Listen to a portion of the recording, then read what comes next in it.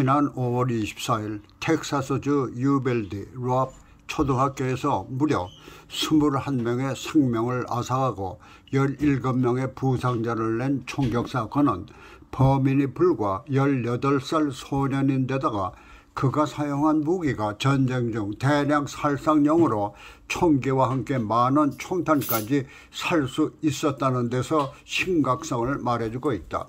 바로 18살 소년들도 아무 제약 없이 대량 살상용 무기를 구매할 수 있는 미국의 총기 규제법이다.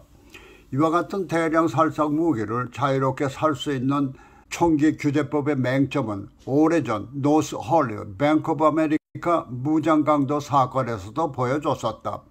당시 범인들은 M16과 AK-47 기관단총으로 무장한 반면 이들을 제압하는 경관들은 90mm 권총과 샷건으로 맞서야 했다는 데서 나타났지만 아직도 이와 같은 대량 살상 무기는 버젓이 판매되고 있는 실정이다. 한편 교내에서 일어난 총격 사건은 이번 텍사스주 롭 초등학교뿐 아니라 이미 오래전 콜로라도 덴버 콜럼바인 고등학교를 비롯해서 조지아주의 헤리티지 고등학교 등에서 청소년에 의한 총격으로 사상자를 낸 사건들이 많았지만은 사건 초기에 총기 규제에 대한 여론이 일어나는 듯 했지만 가라앉곤 하면서 이번에 또 텍사스에서 18살 청소년에 의해 대량 살상 사건이 발생한 것이다. 그러나 지난날의 전례상 강력한 총기 규제법이 이번에도 마련될지는 미지수이다.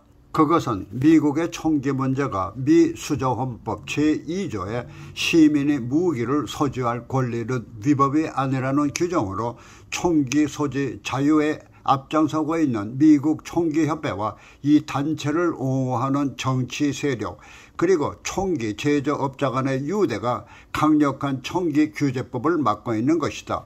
물론 그동안 총기 규제법이 만들어지지 않은 것은 아니다. 레이건 대통령 재임 중인 지난 1981년 레이건 대통령 저격 사건에서 대통령 대신 공보비서인 제임스 브래들리가 저격당해 반신불수가 되면서 브래들리 법안이라는 총기 규제법이 마련되며 총기를 구매할 경우 지문을 채취하고 7일간의 유예 기간을 둔 뒤에 총기를 구입토록 했다.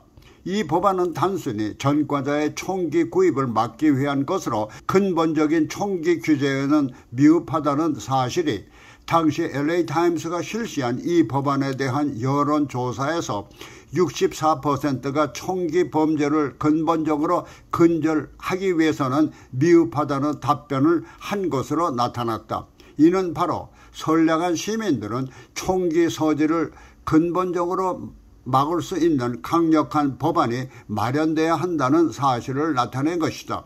미국의 총기 소지 자유는 미국 독립전쟁과 개척시대 당시 민병대가 독립전쟁에 참여를 하고 치안이 확고히 자리잡지 못했던 개척시대 시민들이 스스로 범죄로부터 생명과 재산을 보호하기 위해 불가피했던 수재 환경 때문이었지만은 이제 미국은 시민들의 총기 소지를 근본적으로 규제하는 강력한 총기 규제법이 필요한 시점에 온 것이다.